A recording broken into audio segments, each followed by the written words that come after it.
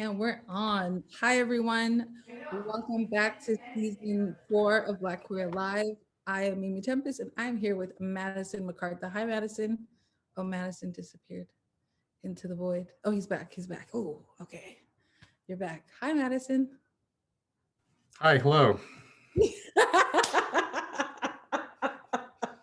I, What's up? okay, to everyone that's listening, Madison and I have been talking for 10 minutes, so you're like outro and intro was just so interesting. Um, oh, yes. Words. We're here for another episode. Madison and I are actually in the same program at UC Santa Cruz, and I feel so privileged and honored to work alongside you, Madison. I think your work is so interesting. Like you've heard me complain in classes. I try to break the status quo as much as possible, or look for things that are um, nuanced, eccentric, but like in a cool way, like an interesting way. Your face, and I think your work, from what I've seen so far, is definitely that. So I'm really glad that we're having this. Thanks. That's super flattering. I really appreciate that, and I feel the same about your work. So I'm really looking forward to working with you. Yay! All right, let's jump into it. Let's go.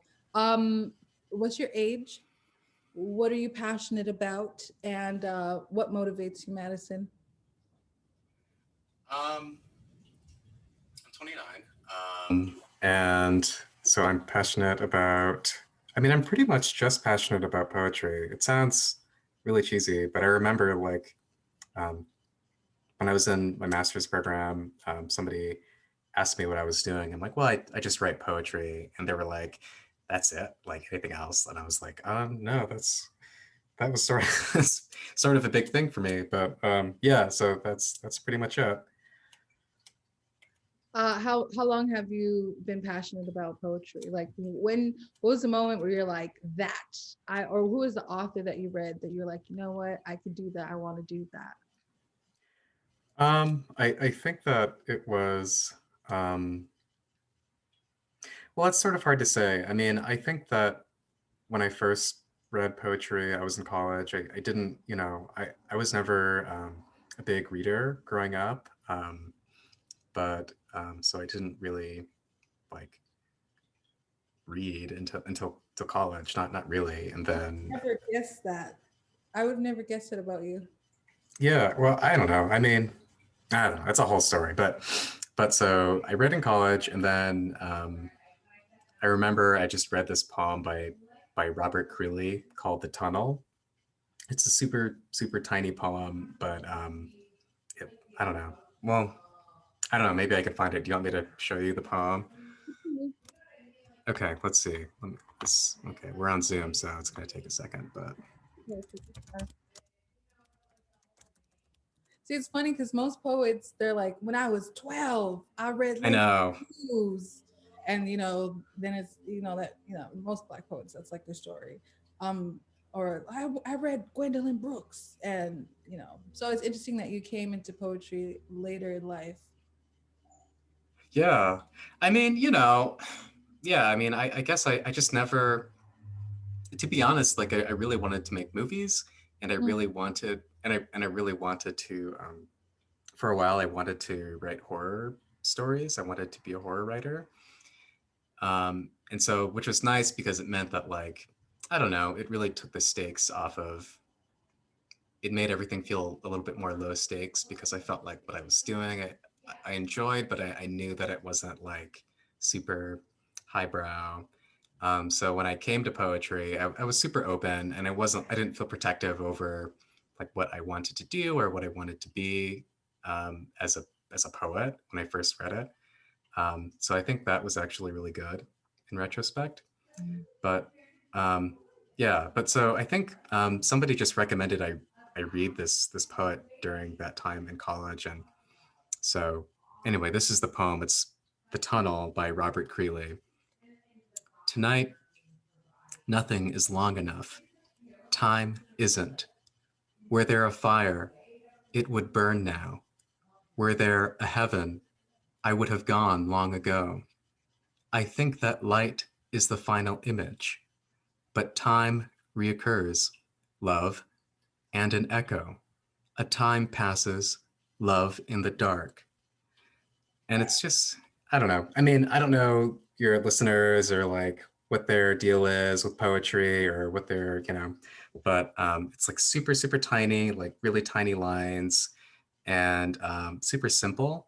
It's But like, bubbling. hmm? It's bubbling. I love Yeah. it. Yeah, I like that. Yeah, I like that description of it. Um, and I don't know, I guess it's really just like what's happening in these breaks, in these line breaks. There's big changes that can happen, and just I feel like that space, those what those breaks allow is for the reader to become a part of the poem, because when you make those connections, suddenly it's like that that poem becomes yours as a reader. And so that was like kind of mind blowing for me. And once I realized that pretty much if we're thinking about this as literature, that literature could do this. I mean, that was sort of like a big moment for me. What are your motivations in your own writing? By the way, everyone who's listening, Madison does these. It's visual video poems. Am I is am I don't I don't know how people have like certain names for things. It's like visual video poems, and the subject. I'm just gonna do what I think is happening. Say what I think is happening. The subject is extremely isolated, uh, and it feels like your subject is constantly being torn and trying to make sense where sense cannot be made.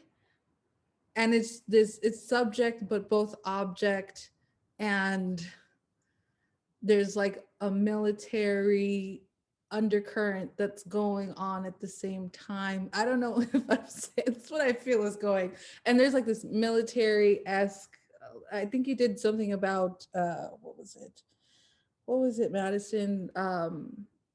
Like what are those stealth, not like those bombs or like those surveillance objects that are like seeing and both like hidden but seen at the same time. There's a lot going on in your work. I don't know if I'm describing it or doing it justice, but I like how the subject.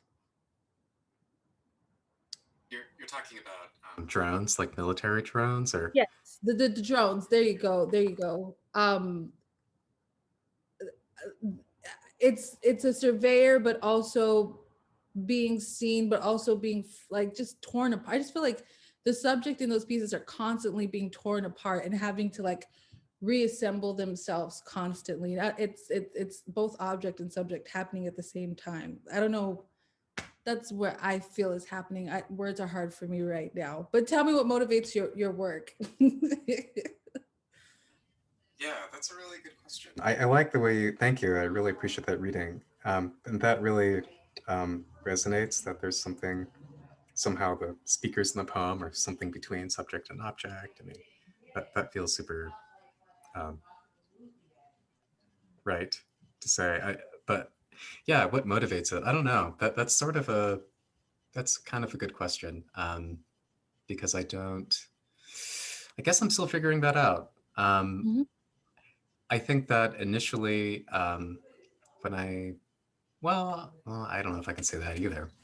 Um, I think that when I started writing, I don't know if I really thought too much about um, what like the audience was wanting. I mean, it was really, but I do think that that something that has stayed with me over the years is this feeling that the poems don't have to necessarily like the reader, or that that relationship doesn't have to just be um, like an old friend, or like or super instructive about how the world works or something.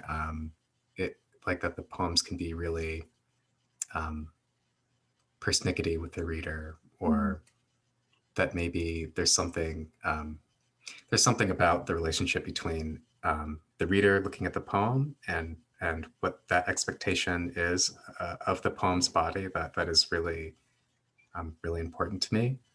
But I don't know, it's hard. I mean, how do you feel about that or think about that? I actually have similar uh, feelings. I don't feel like the reader should be spoon fed. Or if what it is that I'm feeding you, you don't necessarily have to like it. And it's not, I feel like a lot of times poets in particular, we've talked about this, Black poets have this tendency to be like, look at my pain on the page, white America. Oh, I think it's a cop out. It's easy. Um, What's easy about it? Or it what do you mean? it's easy to convey, I guess you could say, the pains or struggles of the Black experience or conscious. Um, I would say that because it isn't new to a white audience. So at what point do we say as creators, do we say, you know what, it's a privilege to be in my universe, and I don't necessarily have to roll out the red carpet for you. Um, that's always been. I'm a lot more aggressive. I would say with how I approach that, but that's what I like about your work too, because to me the reader should be dancing. The reader should be tiptoeing. The reader should be ducking, diving, um, moving in ways that they didn't necessarily anticipate. And I just like that dance between the subject or the poems and the reader. I like that tension, to hold that tension as much as possible. And I'm the one that's going to tell you how to feel, not me telling you how I feel. It's it that's just always. I mean, that's where my stance is now. Who knows where I'll be in like 5 years? But uh, yeah, that's how I feel. I like that you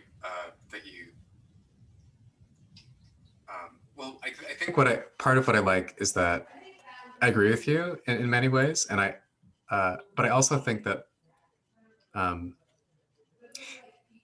so like there was so I gave a reading recently and to well so I was invited not to like to a large crowd of people or obviously not because it's COVID, but it was to a class. Like my old poetry teacher from college like reached out to me out of the blue and was like, hey, do you want to like we're gonna read some contemporary poets, and do you want to come give a reading and talk to the students? And it was like a huge privilege to do. But I found myself like in a place where someone was kind of asking me something very similar to what you asked me. And I think this is like maybe this is just a really like normal question that people just gotta know. But like they were just asking me what do I want the reader to feel? And I don't know, I like really dug my heels in and I was like, well, I mean, it's not like I don't want them to feel, I guess, happy or not like, guilty. Like I don't there's not like a thing that I want them to feel. I don't know. I got really defensive, I think, in retrospect. And I kind of had to like come back and be like, I think that just so you all know, like I think any poet at any point in their career, they have the perspective on their relationship to their reader is constantly changing because they're changing as a poet or um, all of that. So I think that was yeah. So I guess I just like that what you were saying is that that's where you're at right now because I feel like there's a risk of I don't know. I feel like there's a risk of suddenly being like, okay, that's the type of poet I am, and then suddenly you're kind of like stuck in that space. Or I don't know if stuck is the right word, but that's something I think about a lot.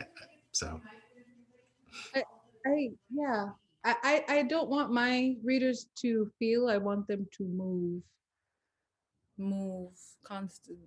Like, I don't want you to get comfortable, because what you feel now is, it could change and that's just for me the nature of life. Like, one day you're fine, and then the next day your like whole world, your whole universe is being torn apart. And I feel like it's our job to constantly capture that as much as possible. Yeah, that's super, super real. I don't, yeah. um yeah, I'm excited about your work, Madison. I've been just, I know I've been gushing. I don't like a lot of people's work. Like, I'm gonna say, I don't like doing readings, even though I do them often, and I don't like a lot of people's work. I'm like very cynical, critical, but being introduced to your work was just a breath of fresh air. I was like, yes, the answer. Yes, thank you, God, universe, someone. So I appreciate that. That is super, super kind. Um, that's super kind. What are your pronouns, my dear? Okay, so he, they, I prefer they. Yeah, I mean, I think very recently, well, not super recently, but maybe in the last few years, I've kind of come out as non-binary, um, which is weird because it, now we're in quarantine, so um, I feel as though I've had a pretty like tenuous connection with the queer community, and now that it's quarantine, we're like in, we're just completely isolated, so there's no way to really to talk about it as much. So that's one of the reasons why I really appreciate the program that you're setting up and the podcast that you're doing, because it seems really very useful and meaningful, I'm sure, to a lot of people. Hmm.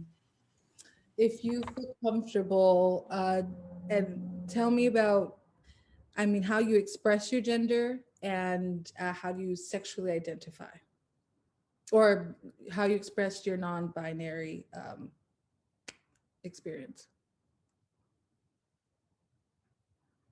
Um, I don't know. Well, I mean, I guess sexual identity. I mean, I do identify as pansexual most of the time, but then sometimes I feel like it's more asexual or demisexual. I mean, I mean, maybe this is, you know, super annoying to people who are like, I am like, you know, I am a lesbian, or like I am, who have really defined senses of their sexual identity or have over the years cultivated that. So there's no way. So maybe, I don't know, but I think that it changes a lot for me. Do you feel undefinable in a sense? I don't know about that. I mean, I don't know. I feel like, I mean, I guess, but I guess it's just something I'm figuring out. So it would be nice to have something more definitive, but Um, in your written response, you said you're queer married. Are you? I was confused. I was like, are you married, like in a relationship, or are you married to queerness? Is your relationship to queerness? The specifications around that were kind of confusing. oh, that's a good, yeah. No, I am married. I'm married. I'm in a relationship. I'm a queer person. My partner is also queer, and so but it's like it's a straight passing relationship. So I think that from the, or I don't know, like I guess it depends on how I or my partner were presenting their gender. But I mean, I think that to most it's a straight relationship, which is actually pretty.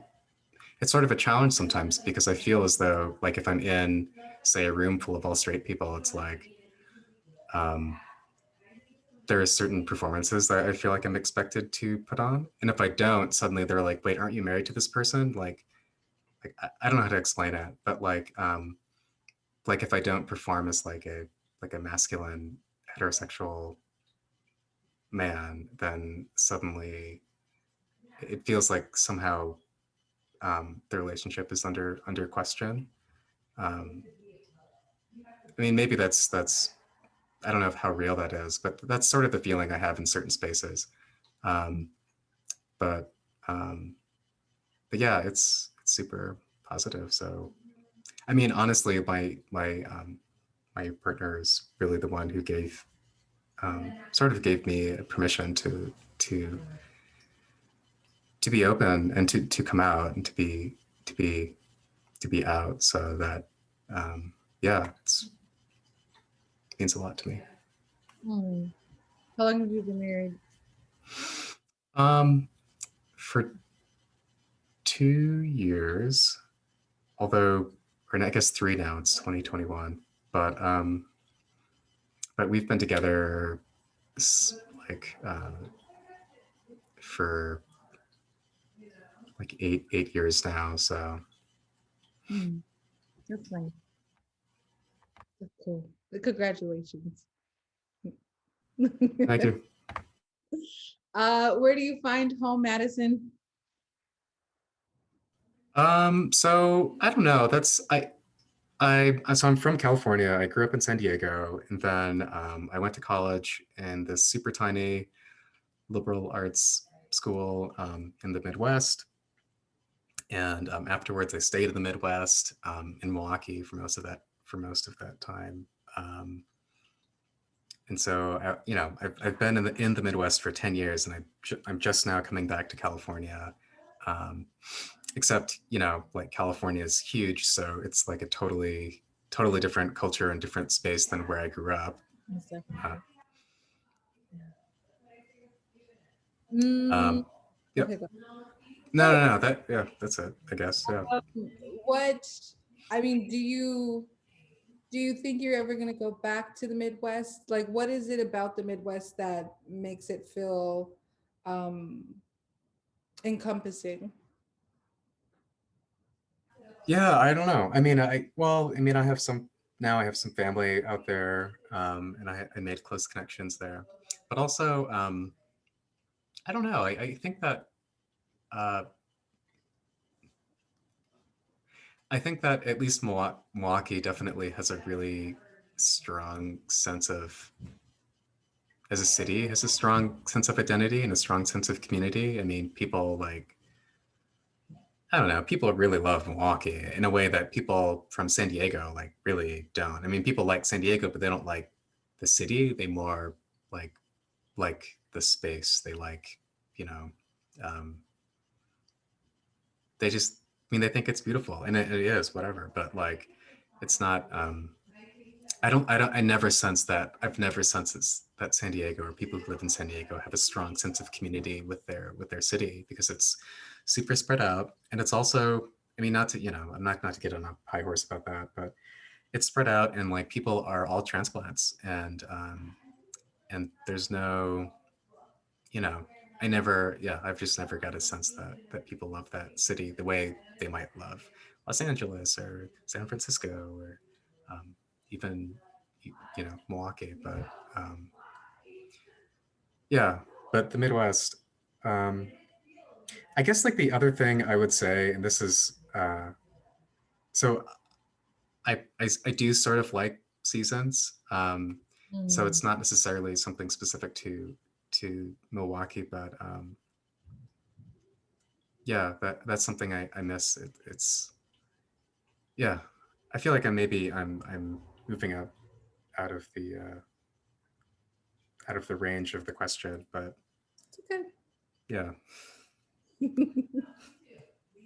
Yeah, my sister, she went to San Diego State, and how she described it, it just didn't sound like it didn't sound fun. It just, I was like, I don't know how you did. But then also she did, what the hell did she do? What's that? What was her major? It was Homeland Security. So, and so there's like a whole military like undercurrent Mhm. within the program. A lot of police officers, former military folk, and Mhm. which I'm not against, but militarism.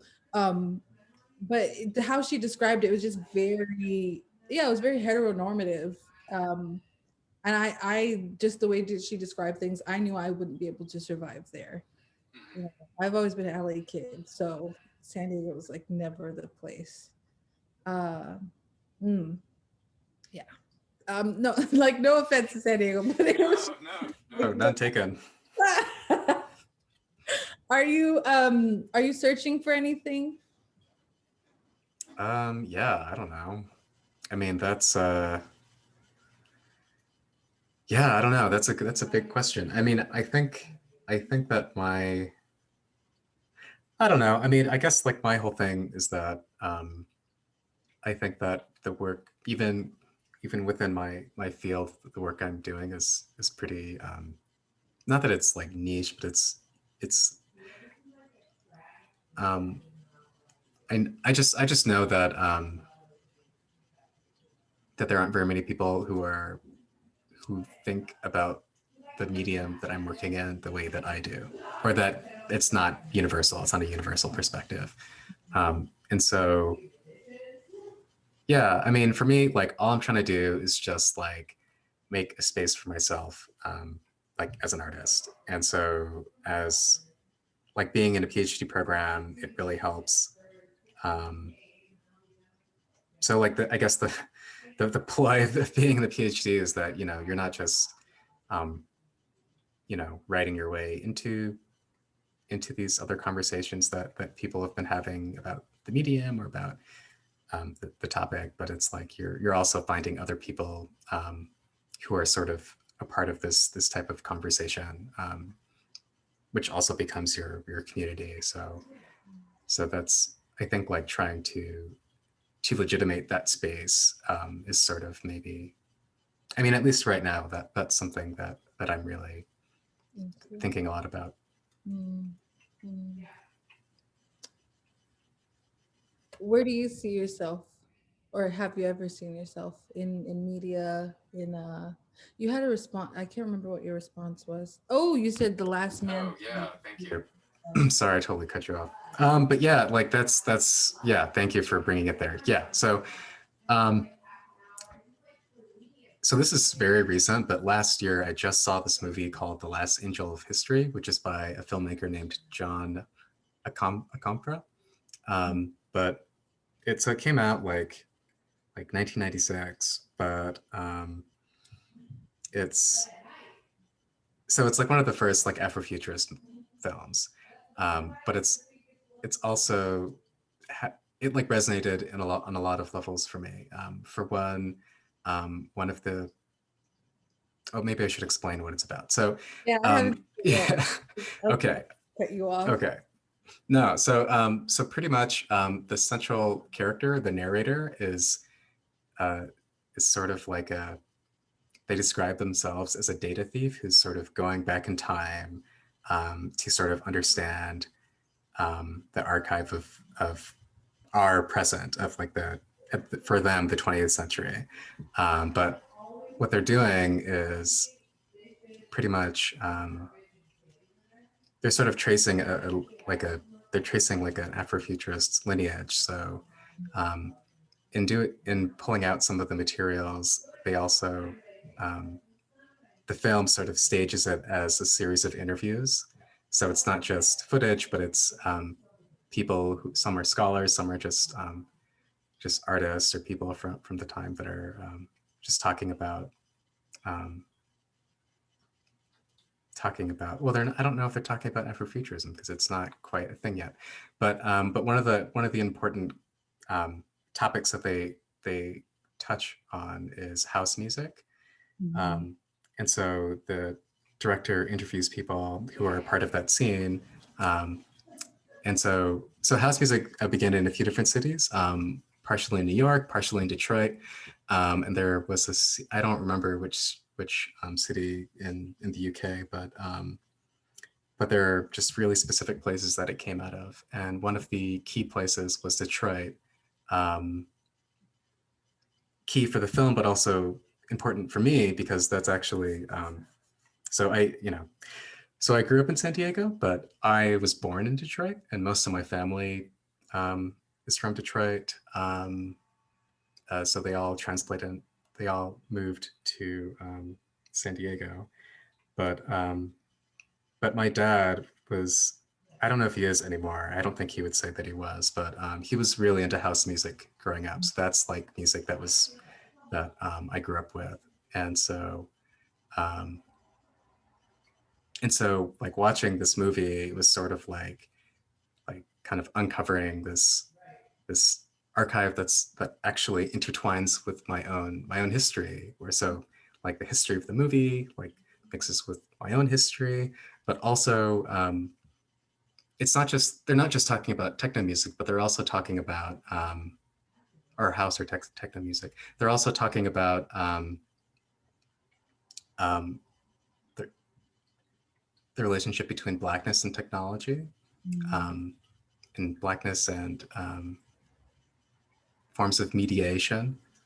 Um, and so, like, which is something that I'm actually just now starting to think about just really seriously in my own writing and just in the world. So, um, you know, like there's something about that movie that connects really vitally, I think, where I've been to maybe where I want to be. And it's just a really important bridge for me that was really profound to see. Mhm. Have you seen Black to Techno by Jenny McCurry? No.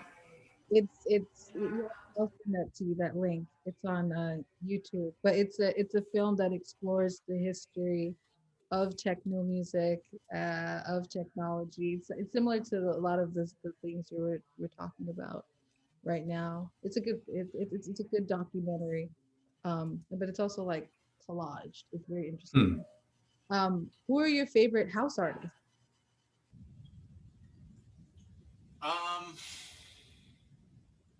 I don't know. I don't know if it's like that. I think it's just, I think I just like the way it sounds, and I can't. I mean, not, not that not to sound shallow or something, but it's um, like I feel like when I think about like music that I like, or like why I like music, Mhm. a lot of the time I'm pretty good at articulating why. But with house music, I just can't. It's just like really deeply ingrained.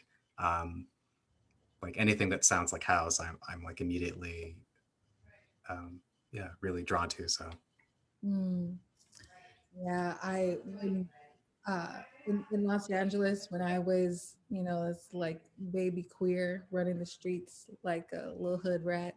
Um, One of the parties that we had, legendary party in Los Angeles, was Mustache Mondays. We used to go every Monday. Um, it was crazy, that party. I knew I was going to be hung over for class on Tuesday, but I did not care.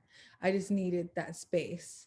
But the the DJ Josh Peace, the promoter Nacho Nava, Total Freedom, all these artists from LA, like house music was the staple. Like I remember the first time I walked in, it is more newer house, but hearing Hercules and Love Affair for like the first time and just being like, what the fuck? Like my world, my world, it just, house music has this way of cracking open like your entire system, like all the chakras just like popped open.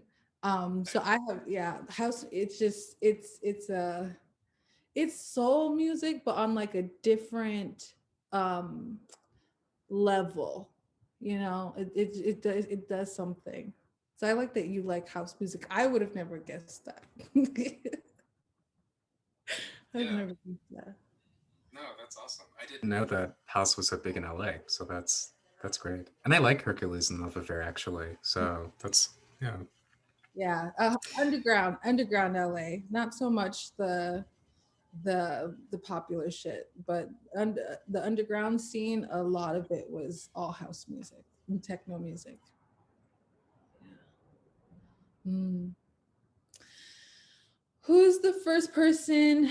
Um, it's kind of similar to the last question, but is there any particular person that you felt connected to growing up?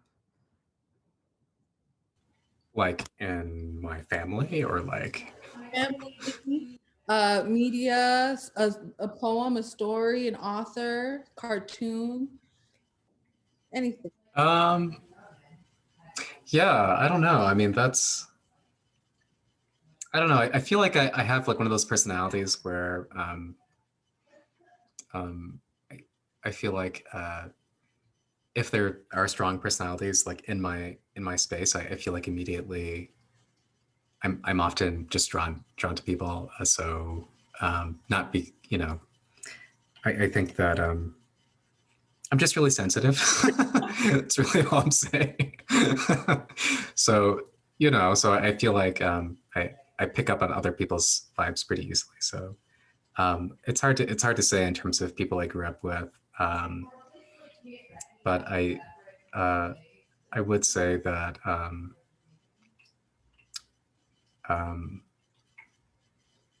I think that I think that my experience of some of my identity growing up, just as a Black person, as maybe like in retrospect, like obviously a little bit closeted, but person, but I I think that I've always sort of just assumed that I was like sort of the outsider in that space. Um, I think that like San Diego is pretty diverse as a city, but um, I mean, like the schools I went to, it was like still sort of majority white, and so I mean, my parents are mixed, Mhm. so you know, I've always sort of felt like I was sort of like in this weird space where I wasn't, there wasn't really a community I felt like I was a part of, um, but and I was, you know, I wasn't I didn't have a bunch of family in San Diego. It was just my parents, and then I think like I had some other family there. Um, but but yeah, but I feel like I'm actually more articulate about this in terms of like artists and people that I've seen, that I've read that have meant a lot to me. I think that I mean this is again very recent, but like somebody that I really connected with just on screen was um, I can't remember the actor's name, but it's I think it's Jonathan Major. Oh, he's His from Lovecraft. Yeah, Well, you yes, can. Mhm. yeah, yes. But also, so Jonathan Major, he like the role that I'm thinking of is his role in The Last Black Man in San Francisco. I mean, he's such his character is such a wacko, but he's also like just like a part of this um, like he's also super sensitive. Coming back to that, he's just a really the way that he's experiencing the people that he's growing up with, the ways that he's connecting to the people on his street, like that he grew up with on the block. I mean, on his block. So like that's and not just that, but like he's like this character is someone who like is able to turn what's going on with that space like into art super quickly, I think. Um, and it's not like, you know, I guess I don't read that character as being pretentious. I mean, I think that he like is genuinely, and I guess I say this because you know, like I feel as though like growing up, maybe I thought I was, or maybe was made to feel as though like I was a little bit pretentious in some of the things that I liked. But I mean, when I see like that character in that movie, I mean, like he's genuinely just like blown open by his world. Like everything that he experiences, he's experiencing so deeply. Um, and that was just like I was moved to tears when I saw that movie. Mhm. Mhm. Which was weird because I was in Santa Cruz, and I was like surrounded by this like all white audience, and like nobody was laughing at any of the jokes. And it was like just me. So like, um, I'm like kind of like weeping, but like trying not to laugh. Anyway, so yeah, so that was sort of a trip. But like that movie is amazing, and that I really connected with that character. Um,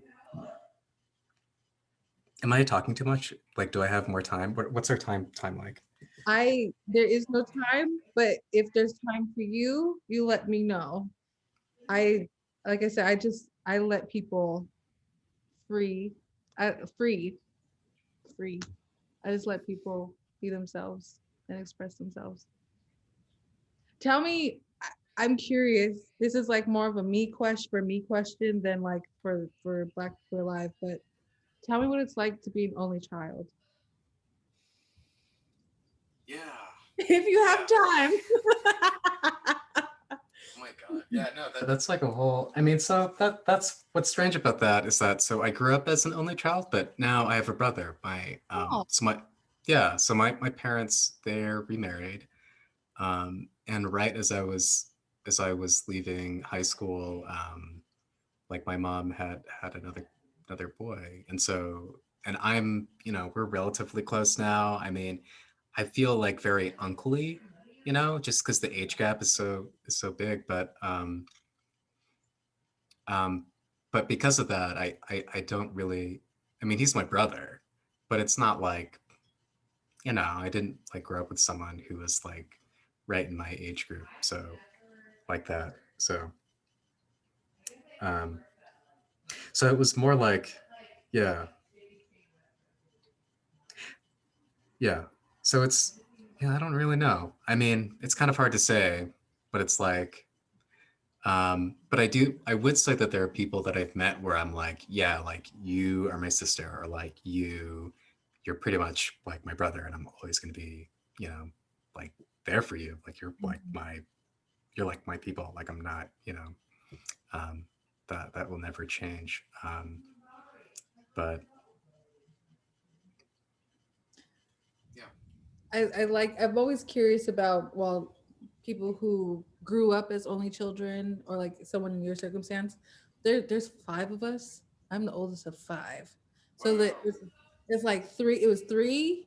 It was my older sister Mecca, she's adopted, but there was three of us. And then my mom, and we were born 91, 92, 93, like boom, boom, boom. And then it was three of us for my younger sister wasn't born till I was 16. So my younger sister now, she's 14, and I have that uncle-y feeling, like that. I'm like, I'm your mama's sister, cousin. Like, I love you and we can joke around, but also get your shit together because I'm older than you. Yeah, and I will collect you very quickly. So it's a very strange to have that age gap with like a sibling. It feels different. It's just a different dynamic. But I've always like been curious of only children. It's like a dream that I wish I had, but will never have in my life. Why? Like, what's so great about it? What do you like? What's the dream? I mean, only children get all the attention. At least I think, right? My assumption is that they get all the attention, all the resources, like in my head, right? All only children get all the resources and attention from their parents, whereas when you grow up with like two other people around the same age, um I don't want to say we were competitive, even though we are competitive people, but you're like always trying to like discover who the you is amongst such a large group of people, so you have to like carve your own space and kind of like keep it constantly, but also taking consideration that like everyone else has their own thing too. So I've always just had like a tiny envy. It's not that big, but a tiny envy of only children. No, I feel like those are just skills that you need in the world. Like I always feel like I wish I had, more. like closer siblings, just because I feel like that type of navigation is just so key. And I feel like now that I'm like older and in the world, it seems like, yeah, like that's it seems like that skill is pretty vital. But I don't know. I mean, I think that I mean, maybe this is like something that an only child would say, but I always feel I always feel like growing up, like I was like, I mean, I am like a super introverted, quiet. I grew up was very quiet growing up. From what I hear, and now I feel like that's sort of still the case. But I think that I just like wanted to be left alone, and so I didn't want to be bothered with anybody. Um, and so yeah, I don't. Yeah, so I don't know. I mean, um, yeah, I guess I don't have another part of that, but No, yeah, that sounds fun. Just like leave me alone. Yeah, that's never. yeah. It's okay though. Um, let's pivot to a memory. Tell me about the first time you realized you were Black. Yeah, I mean, okay, so this is like super like crystal clear in my head to me. I remember there was this boy that I met, like really nice kid or whatever. And, like we like talked about comic books. He like brought over his cool like dino comic books. And I was like, whoa, I didn't even know they made comic books about dinosaurs. That's awesome. And so like he like brought these comic books over and I thought we were like having a great time. And then like I don't know how long after this, maybe it was a month or a year, but I like saw him on the playground, like under this like, like kind of like janky variegated like tin covering in this like, gravel pit. And he was hanging out with this kid and I was like, oh hey, what's up? Like, oh, this is your friend? Like, what's up? Like, I'm Madison. And this person was just like, he was like, I don't want to hang out with you. Like, I was like, why? What's up? What did I do? And he was like, you're too Black. And I was just like, what is that even like? Like, I didn't even know how to process that because it wasn't like, I never got like, so growing up, I never had the sense that like somehow, I didn't have a sense that somehow like Black people were like in some like different position than white people just because my parents were mixed and they were both from Detroit. And like, so, you know, and it's actually really, I could tell you about them. Like they're like, they have a different, they're very interesting people, who I love and cherish. But like, so, but so like, but when he said that to me, it wasn't like you're like too poor or like you're too like ugly or something. It sounded like he was saying your your forehead's too big or like you're like your hair is too short or not that, or like you're too short, you're like too short of a person and your feet are too big. And I was just like, well, what am I supposed to do about that? Like I don't know. Like, Like they- what? like you Hmm? can't change that. That's not a factor. Yeah, yeah, because I mean, yeah, exactly. I mean, it's which is so funny now because like now that in retrospect, because I think I was just like I was like, well, what can I do to be your friend? And I was like, well, I can't change that, buddy. So like, I don't.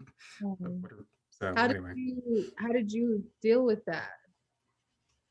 oh, I don't know. I mean, I guess I don't know. I guess I just didn't talk to him. I don't know. I mean, I remember I told my mom, and she was like, I don't know. She was like, Madison, like that boy was being racist. It is like serious. I don't know. I didn't have it. I didn't have any conception of what that meant. So, and which I'm sure is like there's like a privilege to that to be able to say that. But I mean, I just didn't know what that was about.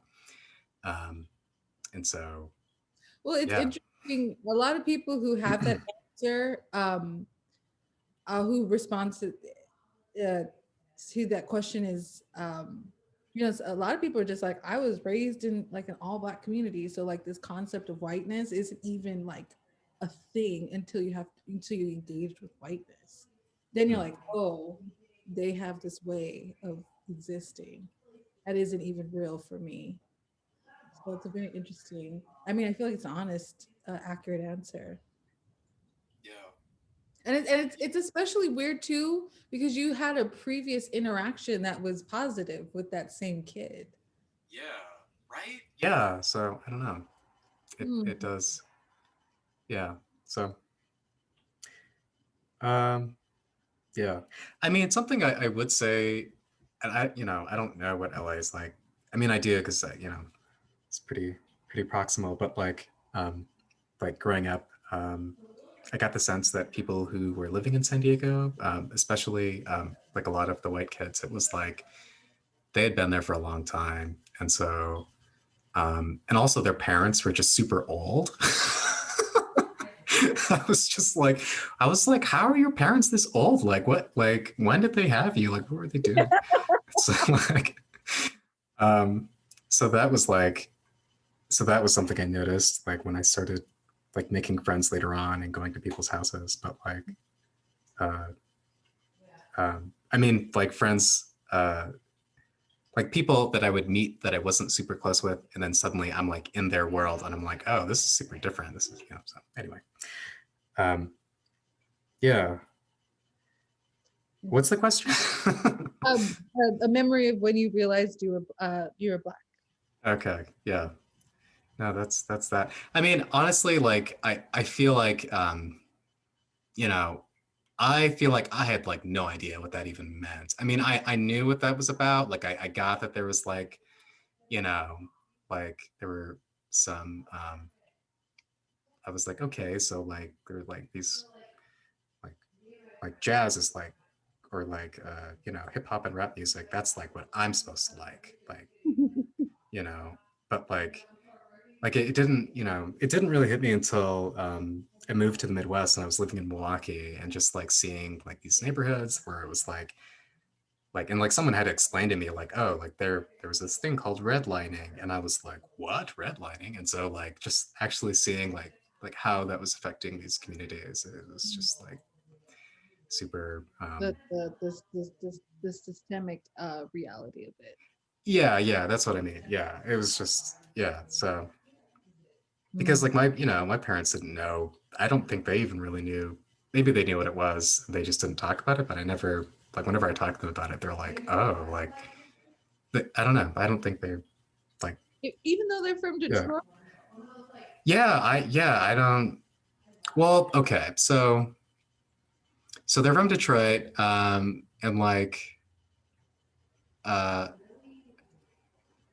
but it's like, okay, so my mom, so my mom's mom is an artist and a teacher, um and but like, so they didn't, but she was also most of the time a single mom, and her dad is Cuban and Mexican, um, and um, but yeah, but so she lived with her mom for the most part, and but she, like, my grandmother, like, she just wasn't like making that much money, so my mom has the sense of, I mean, she didn't grow up, she pretty much like grew up in a part of Detroit, like a part of Detroit that, from my understanding, I don't know if I ever saw the house that she grew up in,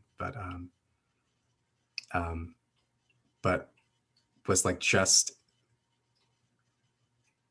so okay, so it was pretty much like just as like once the factories closed, it was like Detroit was like just starting to get bad, and Mm. it was just starting to get more dangerous. So she grew up during that, like, or like, uh, yeah.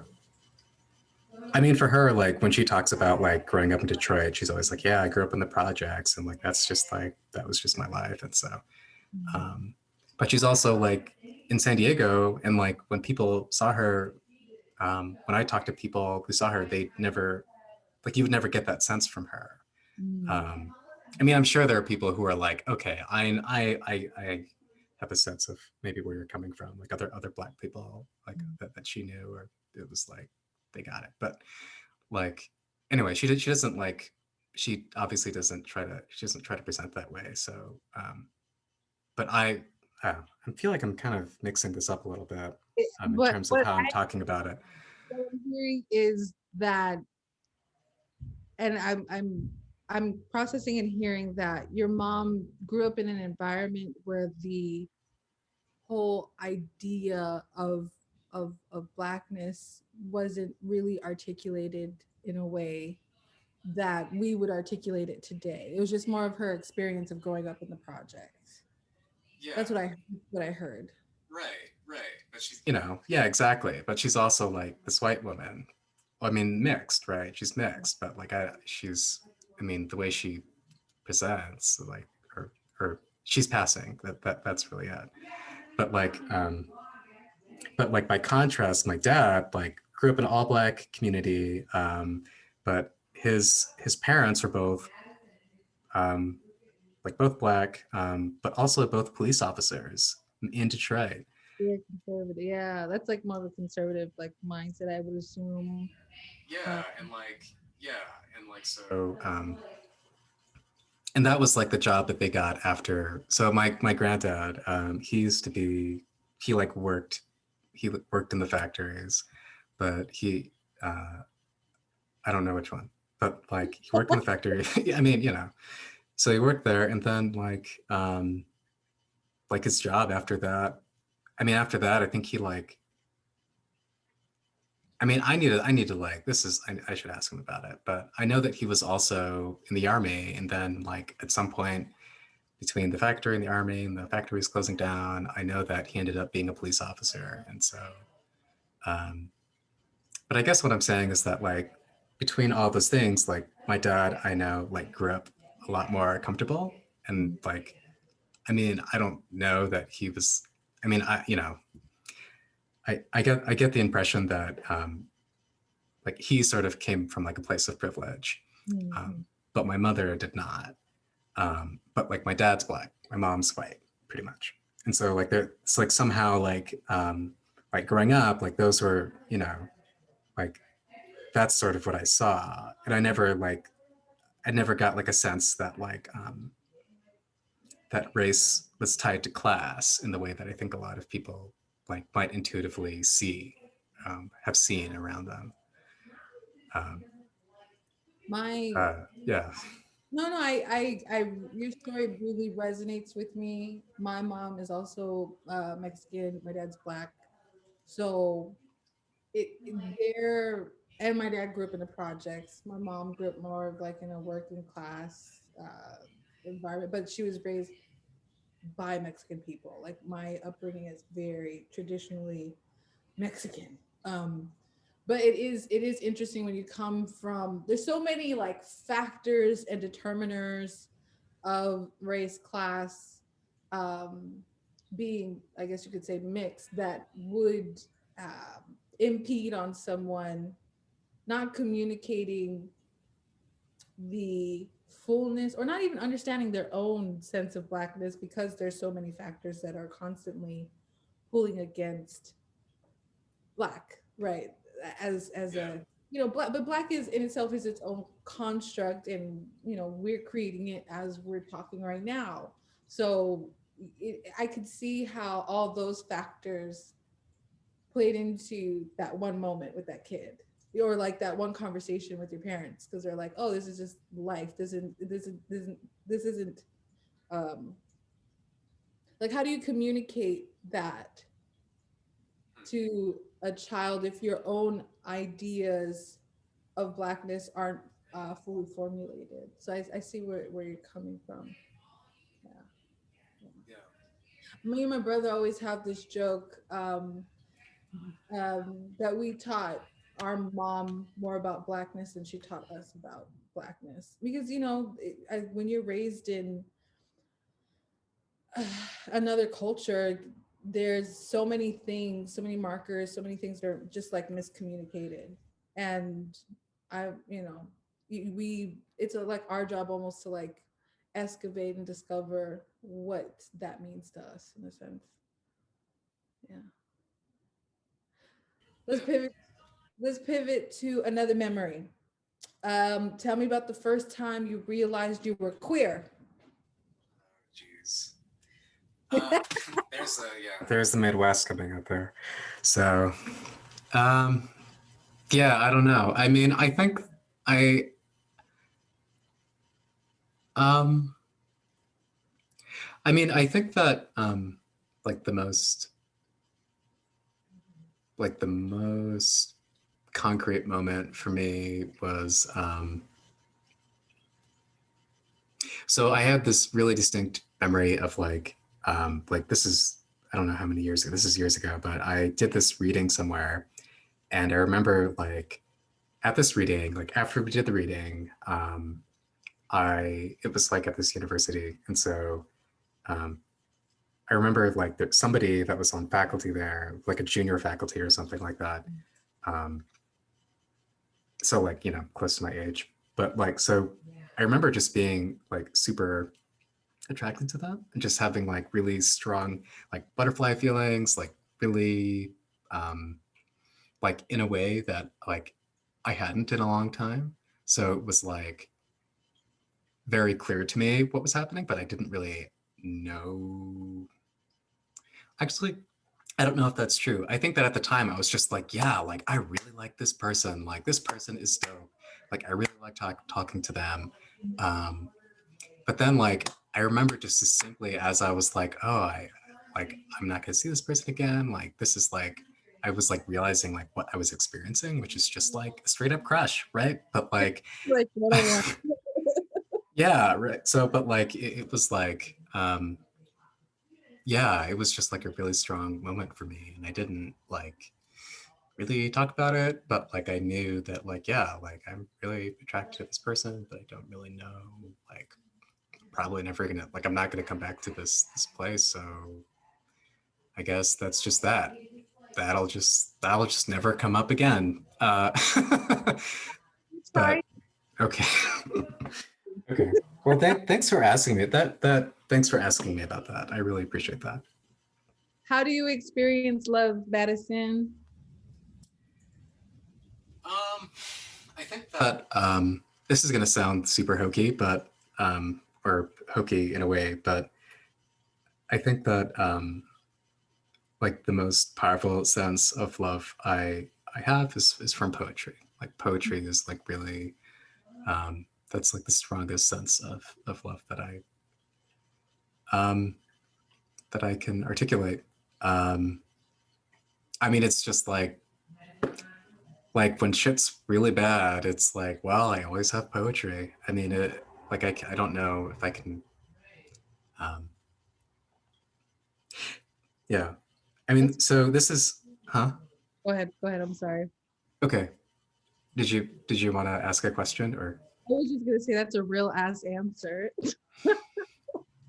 Yeah, and I don't think it's just like about poetry. I mean, I think there are a lot of people who are artists or people who have something, you know, they like have like this reason to get up in the morning, and that's like really, and it's just really special. Like I remember like something I told a friend of mine who I lost touch with because they're not on social media. But I used to work in this. It was this like this centralized merchandise room in this like huge like in the corporate offices of this retail chain, sort of in downtown Milwaukee. Um, and somebody there who was like I was temping, and this person was also temping there. This person is a graphic designer, but they're like an artist. They like a visual artist, and they really love it. And so it was like at one point I remember they were talking to me about like, you know, they weren't sure. I don't know if I think they weren't sure if they're going to keep doing it. And I was just like, well, like I hope that you keep doing it. I hope that you don't give it up just because it's like the one thing that nobody can take from That's you real. know. So That's real. Mm. Okay, I have a few more questions. I feel like I could listen to you talk forever. I'm just gonna throw that out there. yeah. I'm sorry. I was like, I could listen to you talk forever. Um, what would you say to your 12-year-old self if you can talk to them?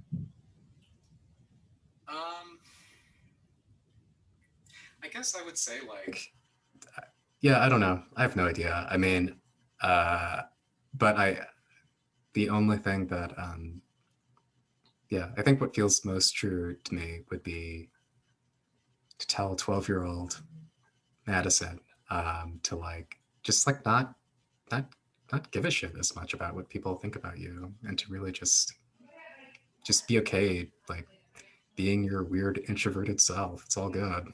Mhm. So that's what I would say. What do you want to hear from your 60-year-old self? I I honestly like I don't know. Honestly, I'm not sure if I would want to hear from my 60-year-old self. I mean, you know, yeah, I feel like I don't want to, I don't know, I don't want to know too much. I just, yeah, that's what I don't know. What about you? I feel like you ask people this question a lot. So, Yeah. My 6-year-old self, I would want to hear, okay, some random like Nicki Minaj lyric, like she gonna like pull up on me and then she gonna spit like a Nicki Minaj lyric, and I'll be like, yes. But also, I have to think of which one it would be. But also, I want to hear um, that I'm proud of you. Um, your mother's proud of you, and everything you set out to do, you did it. Not necessarily succeeded or failed, just like if you wanted to do it, you did it. I think that's wow. pretty much it. Yeah. Yeah, oh my God. That would save so much time. So much emotional energy to hear that. Yeah. I mean, Wow. yeah, yeah. And also, like, there is no wrong or right way. Just just keep going. Yeah. I like that. if if you could change your identity or form, I've changed this question. Form. What would you want to be? So I would want to be like a sequoia tree, or like a hummingbird, or um, a constellation of stars somewhere in the Milky Way. You could. This answer could is open ended. Yeah. I like that form question. That's a unique question. I mean, I feel like I don't know. I don't know. I mean, I think that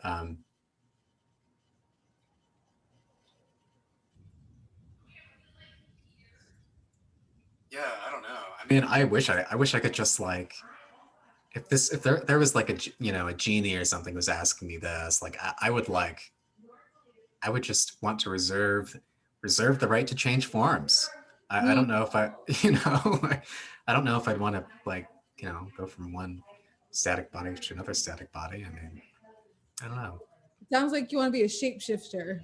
Yeah, but I don't know. I mean, you know, yeah. I think this is so dorky, but I think one of my favorite Batman villains was Clayface. I mean, Clayface was like a little ugly looking, but like Clayface could definitely like, he could be whatever he wanted to be, you know? And that was, I thought that was something really beautiful about that. And it wasn't just like he could like, like anamorph, you can just morph into the, your owl or whatever, but like Clayface, if Clayface wanted, Clayface could just be like a puddle of clay. He could just like, you know what I mean? He could just like, yeah, exactly. I mean, that sounds like the thing to be. Okay. Oh my goodness. I like that. I actually really like that answer. Madison, is there anything that I did not touch upon that you really want to express in this moment? It's my last question. Um, Yeah, I don't know. No, I think that was good. That was a really great conversation. I really appreciate your time and your asking me those I questions. I appreciate you for your time. You seem like the busiest bug, but I'm glad that you took your time to spend it with me on this lovely Saturday. And also, I ask random questions, so it's kind of hard sometimes to just like, you know, they're seemingly simple, but then like you have to think about them, and it's like the people kind of go into spaces. So I appreciate you for coming along in this journey. Yeah, no, same. It was a privilege. So okay, all right. Take care. Bye, Madison.